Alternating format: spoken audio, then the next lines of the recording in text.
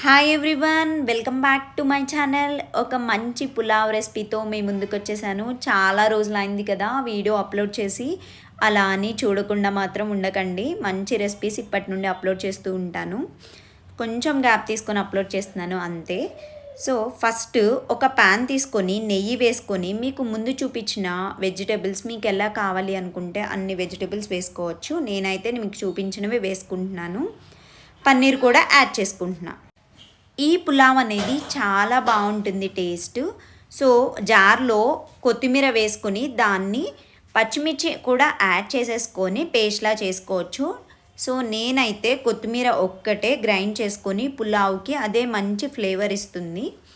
So ఈ విధంగా ఒక పెద్ద ప్యాన్ పెట్టుకొని ఆయిల్ బాగా హీట్ అయిన తర్వాత మీకు కావాల్సినన్ని స్పైసెస్ యాడ్ చేసేసుకొని అవి కూడా కొంచెం కాగిన తర్వాత ఆనియన్స్, క్యారెట్ ముక్కలు ముందు వేసుకుంటున్నాను, ఎందుకంటే అవి కొంచెం బాగా వేగాలి కాబట్టి.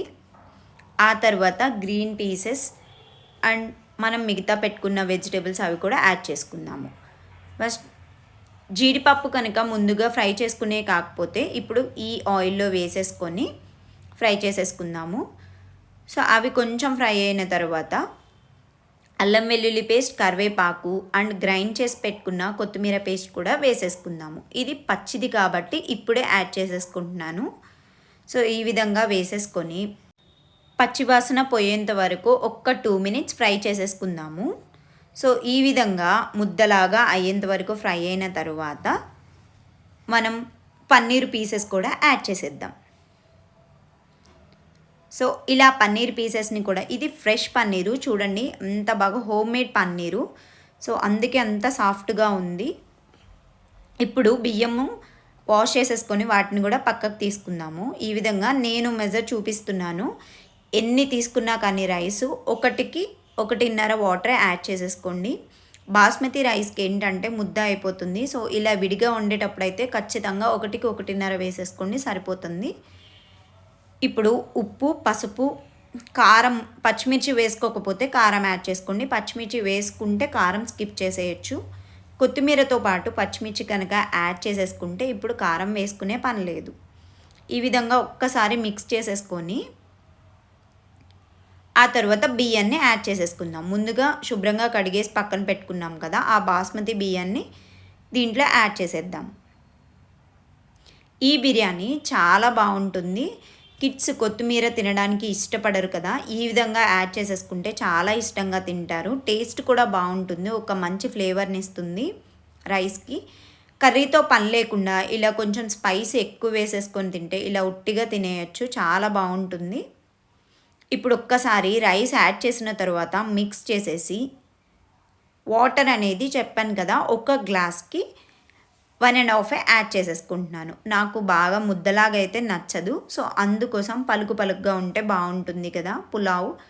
సో ఈ విధంగా యాడ్ చేసేసుకొని ఒక్కసారి మిక్స్ చేసేసి మూత పెట్టేసుకుందాం.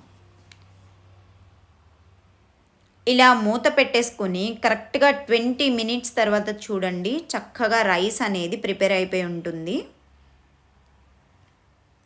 సో ఆల్మోస్ట్ అయిపోతున్న టైంలో కొంచెం నిమ్మ చెక్క పిండుకుంటే టేస్ట్ అయితే చాలా బాగుంటుంది పులావ్కి.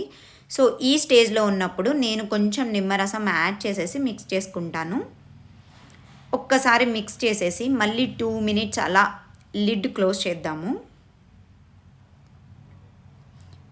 ఇప్పుడు మగ్గుతుంది. సో ఈ స్టేజ్లో ఉన్నప్పుడు మనం నిమ్మకాయ పిండేసి మూత పెట్టేసి దానిపైన బరువు లాంటిది ఏదైనా పెట్టేస్తే చక్కగా పొడిలాడుతూ నీట్గా రైస్ తినడానికి చాలా బాగుంటుంది.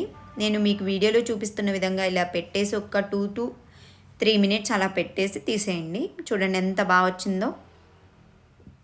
ఈ విధంగా వచ్చిన తర్వాత మనం సర్వ్ చేసేసుకోవడమే. కాకపోతే మంచి ఫ్లేవర్ రావాలి అని అంటే రైస్ తినేటప్పుడు నెయ్యితో ముద్దకి నెయ్యి తగలాలి అని అంటే ఇప్పుడు ఖచ్చితంగా నెయ్యి యాడ్ చేసుకుంటేనే బాగుంటుంది. సో పైన ఇలా మీకు నచ్చినంత నెయ్యిని యాడ్ చేసేసుకొని ప్లేట్లోకి సర్వ్ చేసేసుకుందాం.